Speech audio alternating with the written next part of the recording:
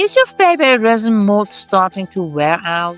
Before it's too late, let me show you how to make an exact copy. No need to buy a new one. You will be able to keep creating beautiful resin pieces without missing a beat. Ready? Let's jump in.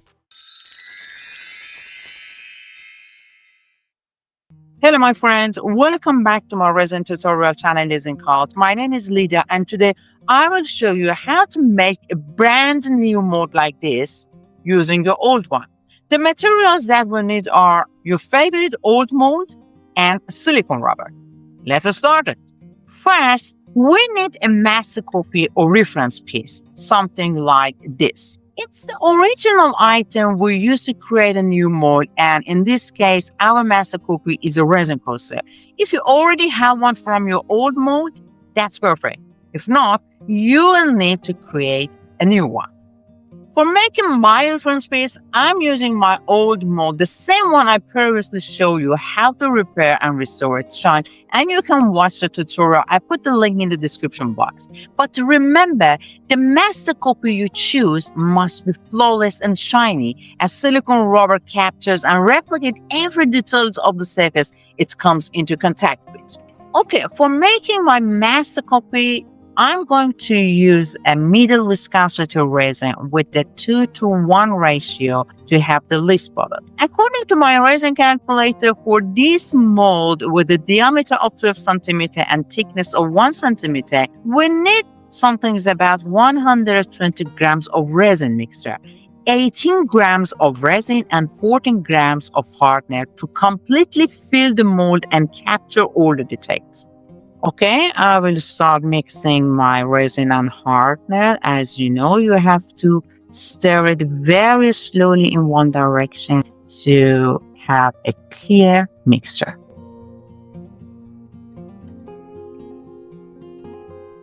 And now I'm going to add some alcohol ink to my mixture. Just a little, 1 or 2 drops. Okay. This alcohol ink helps you to get rid of the bubbles because it's going to change the density of the resin mixtures. And you can let your resin rest for something about 5 minutes to be sure that there isn't any trapped bubble. Okay, I'm going to rest my resin for 5 minutes. Now I think my mixture is ready. I'm just going to torch to get rid of the bubble on the surface. Okay, now decant it slowly on the old mold.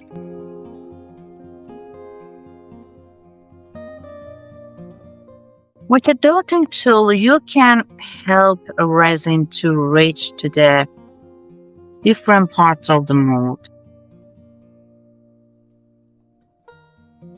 Okay, my friends, we just need to cover it, wait for the resin to cure completely, and then our master copy will be ready.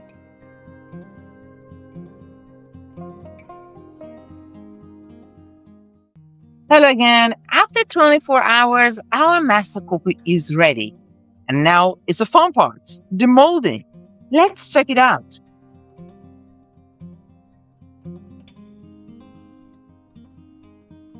Okay, as you can see, it's cured and has a perfect shiny surface. For the next step, we need a container to hold our master copy when we are pouring the silicone rubber to create our replicator. This container is called mother mold, and it can be any container with the flat surface and preferably straight edges, or you can make a handmade one, something like this. Let me show you. In one of my tutorials, I showed a step-by-step how to make different handmade resin molds. And if you are interested, feel free to check out the video for more details. For this mother mold, I use an adhesive transparent sheet as the base instead of the regular clear sheets. This helps secure the master copy in place, preventing the silicone rubber from seeping underneath. And I have placed my mother mold on a small board, and I will tell you why later.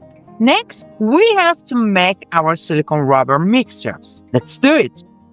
Silicone rubber is a versatile and durable material widely used for mold making and repairing damaged molds, restoring them to their original conditions.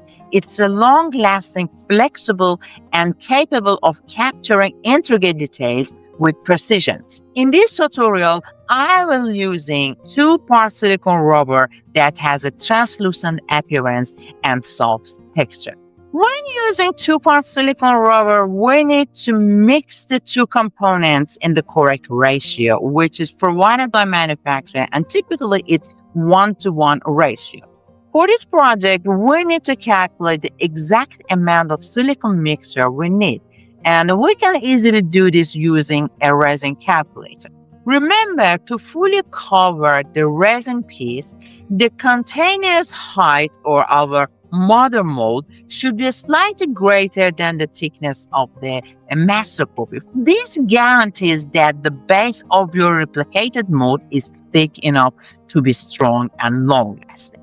Okay, let's make our mixture. This mold has a 15 centimeter diameter and a 3 centimeter thickness, but we only need to fill up to 2 centimeter. Based on this, with the 1-to-1 ratio of silicone rubbers, we need something about 371 grams of silicone rubber in total, according to my resin calculator. But we must subtract the volume of our master copies from the total to get the exact amount of silicone rubber that we need. And we use 120 grams of resin mixture to make the master copy. We can use the same amount for silicone. So the final required amount of silicone rubber is 251. And like resin, you can measure silicone rubber either by volume or by weight. And I personally prefer the weight method for accuracy. If you want to know the exact difference between these two measurement methods, I recommend you to watch the tutorial video that I mentioned, the link in the description box, because the exact measurement is the core concept of a perfect resin art. As we calculated, we need 126 grams of each part. First, I'm going to set my scale on 0. I put the container on the top of it. Again, I'm going to set it 0 because I want to deduct the weight of the container. And now I'm going to add 126 part A.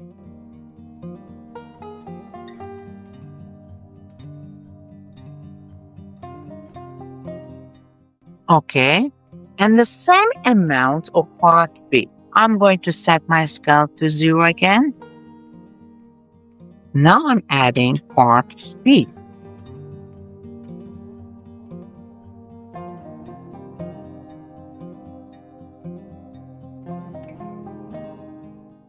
Okay. As you know, we have to stir it slowly and gently for about 3 minutes. Avoid stirring too quickly, as this can create bubbles that may affect the quality of new mold.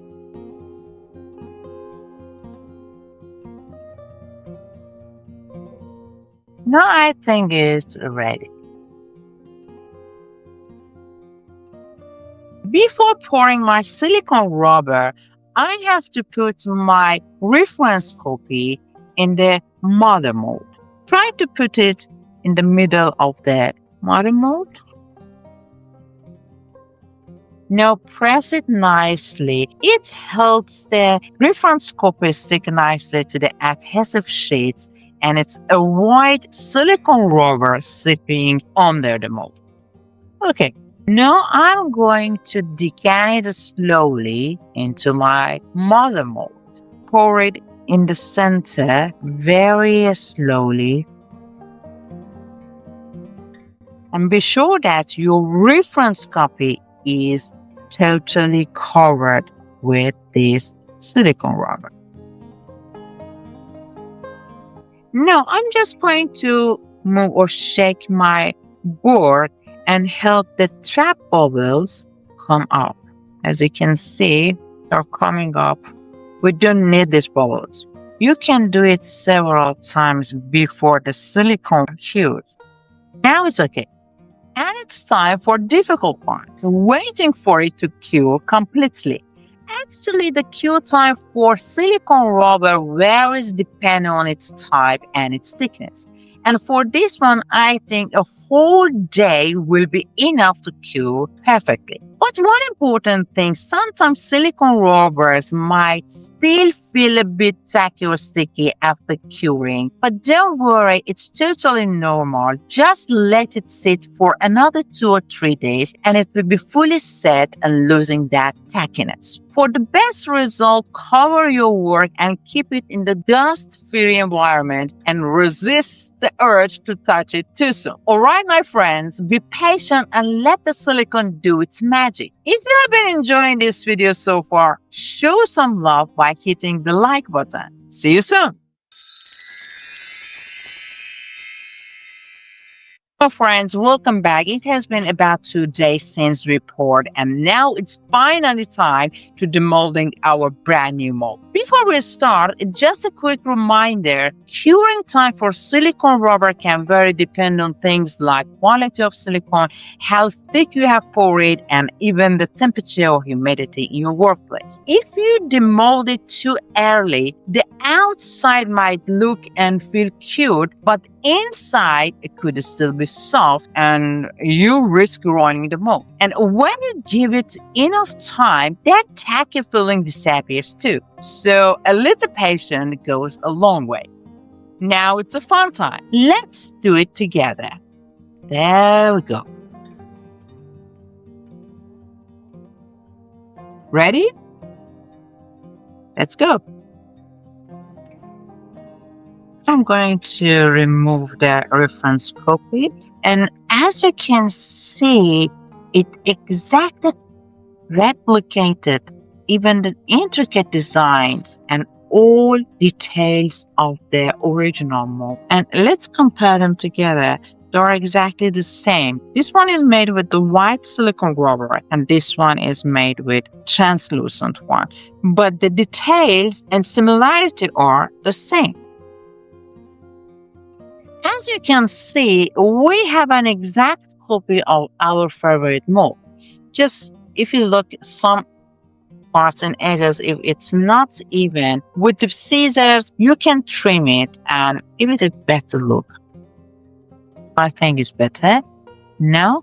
And even the surface of the resin, if you can see, is totally shiny and perfect. And if you touch it, it's not tacky. You see, because I left it for 2 days to be sure, so it's not tacky. And this is a good point.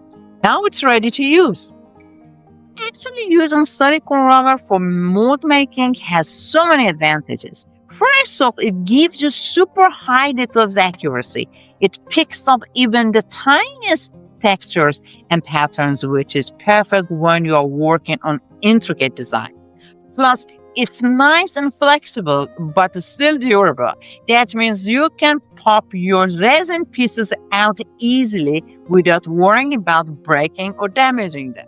And another great thing is it's reusable and long-lasting. If you take good care of your mold, you can use the same silicone mold over and over, which saves you both time and money. And lastly, it's totally customizable. You can make mold in any shapes or any size to fit whatever project you are working on. Perfect for artists who love creating unique design. Okay, my friends, I hope you found this tutorial helpful. If you did, tap the like button and share it with your resin artist friends. Want more exciting techniques? Hit subscribe and turn on the notification so you never miss a new project. Don't forget to drop your shares, questions, suggestions, and recommendations in comments. I would love to hear from you. Until the next video, keep creating magic with resin.